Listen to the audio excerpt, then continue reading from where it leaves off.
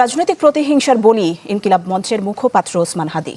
তাকে হত্যা করার নির্দেশদাতা সাবেক কাউন্সিলর ও যুবলীগ নেতা তাইজুল ইসলাম বাপ্পির নির্দেশে ইনকিলাব মঞ্চের মুখপাত্র শরীফ ওসমান বিন হাদিকে হত্যা করা হয় বলে জানিয়েছে ঢাকা মহানগর গোয়েন্দা পুলিশ। যতক্ষণ পর্যন্ত এই খুনিদেরকে গ্রেফতার না করা হবে ততক্ষণ পর্যন্ত আমরা এই রাজপথ ছেড়ে যাব না।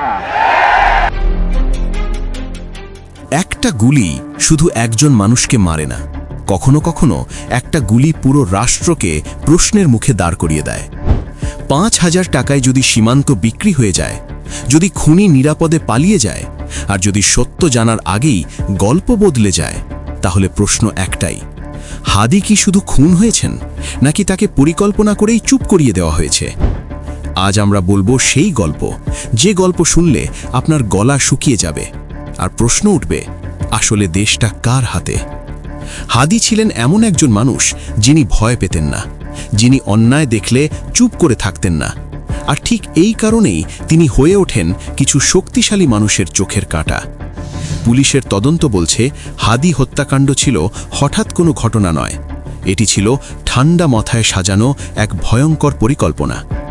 ডিবি পুলিশ জানায় এই হত্যার মূল নির্দেশদাতা হিসেবে একটি নাম সামনে এসেছে, তাজুল ইসলাম চৌধুরী, যিনি বাপ্পি নামে পরিচিত। এই নামটি অনেকের কাছেই নতুন নয়। তদন্ত সূত্র অনুযায়ী বাপ্পি পল্লভী এলাকার পরিচিত প্রভাবশালী নেতা, যার ক্ষমতার বিস্তার ছিল রাজনীতি, ব্যবসা এবং অপরাধের অন্ধকার জগৎ পর্যন্ত। একসময় তিনি ছিলেন এলাকার সাধারণ এক মুখ, কিন্তু সময়ের সাথে সাথে তিনি হয়ে ওঠেন এমন একজন ব্যক্তি যার ইশারা ছাড়া কিছুই নড়ত না। পুলিশের দাবি অনুযায়ী হাদির রাজনৈতিক অবস্থান এবং তার প্রকাশ্য বক্তব্য বাপ্পির গোষ্ঠীর জন্য বড় হুমকি হয়ে দাঁড়ায়, আর তখনই নেওয়া হয় ভয়ঙ্কর সিদ্ধান্ত, হাদিকে সরিয়ে দিতে হবে। সবচেয়ে ভয়াবহ তথ্যটি হল, এই সিদ্ধান্ত নেওয়া হয়েছিল বাংলাদেশে বসে নয়। পুলিশ বলছে বাপ্পি তখন ভারতে অবস্থান করছিলেন এবং সেখান থেকেই তিনি পুরো অপারেশন পরিচালনা করেন। ভাবুন একবার, একজন ব্যক্তি দেশের বাইরে বসে এদেশের রাজনীতিতে এত বড় একটি হত্যাকাণ্ডের ছক আঁকছেন। কিন্তু এখানেই শেষ নয়, হত্যার পর খুনিদের কি হবে সেটাও আগে থেকেই ঠিক করা ছিল। তদন্তে জানা যায় এটি ছিল একটি প্রি প্ল্যান্ড এসকেপ মিশন, মানে কাজ শেষ, সীমান্ত, নিরাপদ আশ্রয়। আর সেই সীমান্ত পার হওয়ার খরচ মাত্র ৫,০০০ টাকা। হ্যাঁ, ঠিকই শুনছেন, ৫,০০০ টাকায় একটি দেশের সীমান্ত, একটি রাষ্ট্রের নিরাপত্তা বিক্রি হয়ে গেছে। এই তথ্য সামনে আসার পর মানুষ শুধু ক্ষুব্ধ নয়, মানুষ আতঙ্কিত। কারণ আজ যদি ৫,০০০ টাকায় একজন খুনি পালাতে পারে, আগামীকাল কার পালা? পুলিশ জানায় খুনিরা হালুয়াঘাট সীমান্ত দিয়ে দেশ ছেড়ে পালায়, পরে কয়েকজন দালাল ধরা পড়ে। তারা জানায় তারা প্রথমে বুঝতেই পারেনি কাদের পার করাচ্ছে, কিন্তু টিভিতে খবর দেখার পর তাদের মাথায় বাজ পড়ে। এদিকে সবচেয়ে বড় রহস্য রয়ে যায় মূল শুটার ফয়সালের অবস্থান।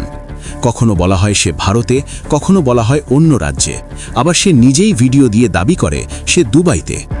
এত তথ্য বদলায় কেন? এই প্রশ্নের উত্তর খুঁজতেই আরও ভয়ঙ্কর অভিযোগ সামনে আসে। কিছু বিশ্বস্ত সূত্র বলছে প্রযুক্তিগত বিশ্লেষণে দেখা গেছে ফয়সাল বাংলাদেশেই ছিল। এমনকি অভিযোগ উঠেছে সে ঢাকার একটি অভিজাত এলাকায় একজন প্রভাবশালী ব্যক্তির আশ্রয়ে ছিল। যদিও এই তথ্য এখনও আনুষ্ঠানিকভাবে প্রমাণিত নয়, তবুও প্রশ্ন উঠছে, যদি এটা সত্য হয় তাহলে খুনিদের পেছনে কারা দাঁড়িয়ে? কেন পুলিশ জানার পরেও সরাসরি অভিযান চালাতে পারেনি? কেন বারবার বক্তব্য বদলানো হচ্ছে? এই ঘটনায় মানুষ বুঝে গেছে হাদি হত্যা এখন আর একটি সাধারণ খুনের মামলা নয়, এটি একটি আয়না যেখানে রাষ্ট্র ব্যবস্থার দুর্বলতা খুব স্পষ্ট হয়ে উঠেছে। পুলিশ বলছে তারা তদন্ত চালিয়ে যাচ্ছে এবং কাউকে ছাড় দেওয়া হবে না, কিন্তু জনগণ অপেক্ষা করছে কথায় নয়, কাজে।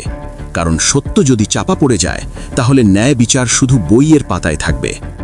আপনার কি মনে হয়, এই তদন্ত কি শেষ পর্যন্ত সব সত্য সামনে আনবে, নাকি বড় নামগুলো আবারও আড়ালে থেকে যাবে? কমেন্টে লিখুন আপনার মতামত। ভিডিও ভালো লাগলে লাইক দিন, শেয়ার করুন, আর এমন আরও ভাইরাল গভীর বিশ্লেষণ পেতে চ্যানেলটি সাবস্ক্রাইব করুন, কারণ প্রশ্ন করাই এখন সবচেয়ে বড় দায়িত্ব।